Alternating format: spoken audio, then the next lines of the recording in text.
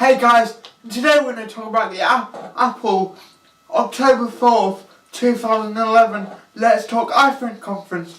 And in the last video, I talked about what I thought was going to be in the next iPhone and invited you to give your opinions. Well, the event happened yesterday and we've got what we're going to get. So today I'm going to give you a recap of that and give you my opinions. So the first thing to say is that the fanfare for this event was the iPhone 5. So that's what we're going to spend most time talking about, and that's what we're going to give most detail on. However, there were some other interesting announcements, like for example the fact that the iPod Touch, that being the iPod Touch 4th generation, is going to be available in white. There are also going to be some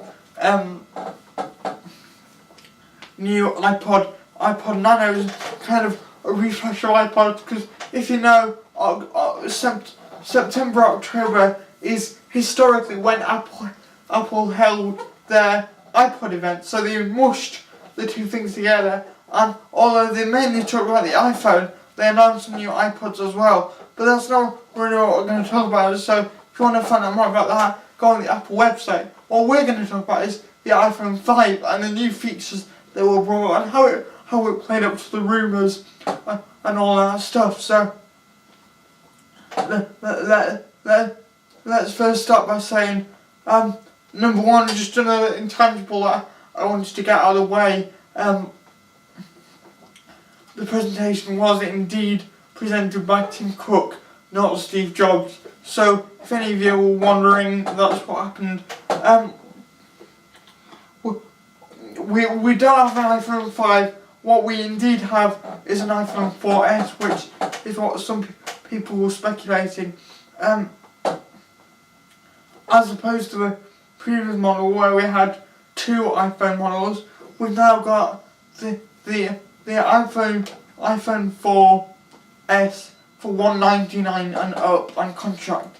That being in dollars, we're $199 and up on contract. We've got the iPhone 4, so the outgoing model, available for $99 on contract. And the 3GS, the version 2 models right now, is still available, but it's available for free. So an interesting change in the release strategy, but I think that's cool. Give people more options, always a good thing, until it gets confusing, which I don't think that is. So what came in the iPhone 4S? Well, it was pretty much what everyone was expecting.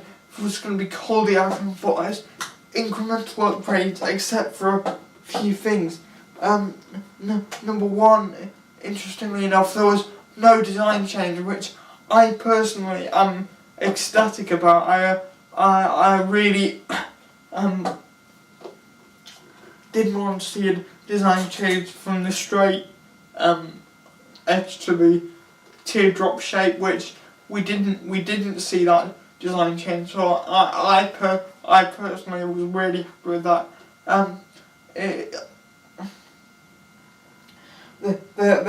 They talked about some of the new wireless technology they're going to have. Essentially, they're going to do a rewrite of the wireless technology to avoid antenna gate. But interestingly enough, I think the device has still got those little notches by the side of it. So we'll have to see how that goes. It's got a dual-core A5 chip, the one that's in the iPad 2. So you should get some fast speeds, so good movement there. Presumably it's got more RAM, although they didn't talk about that. It's still got the classic home button that we're used to seeing. It hasn't got the gesture area that some people speculated it would have. We've got iOS 5 on that, obviously, and they showed kind of the standard iOS feature set. What what wasn't standard about it though is because the iPhone's got a new camera, 8 megapixels, which is kind of the standard on mobile phone cameras now, which is crazy. But anyway, 8 megapixels, HD video recording, and some jiggery pokery on the back end to bring more light to the sensor. So not only have we got more megapixels, but the changes to the backlighting technology should actually result in better pictures, which is obviously the key thing. We got shown some iCloud implementation, some iPad apps, but the main headline feature really surprisingly is the updated chip on the cameras. The back camera now is it's a really high-end sensor. All new optics, which we presume are built by Sony, although I didn't check on that. But that's really the headline feature. And the 1080p video recording is under a separate app on the iPhone now. They also showed us a reminder app just as a kind of one more thing. I haven't seen the keynote yet, so there may be some little stuff I missed, but that was just really what I picked up on in terms of the iPhone. Dramatically improved camera, slightly thinner, slightly lighter I believe as well, A5 chip, presumably more RAM, iOS 5 and the reminders app. So that's what we saw. What do you think of what we saw? Have I missed anything? Because to be honest I probably have. I only had a quick look on the Apple website before shooting this video because I wanted to get this out as quickly as possible to you guys. It's yet another video where I've just got in from school and I've literally just got in and I'm shooting this. So I just checked the Apple website to see what happens. So thanks for watching this video, guys. Leave a comment down below. Definitely leave down below anything that I missed, and your thoughts on it, so people can know about it and know that it happened.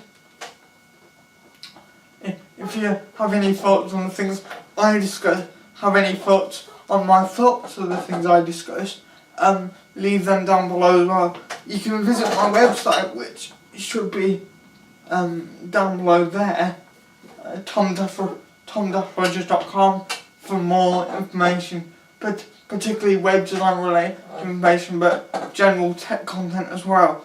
So that's it, guys. Thanks for watching this video and have a great day. Bye bye.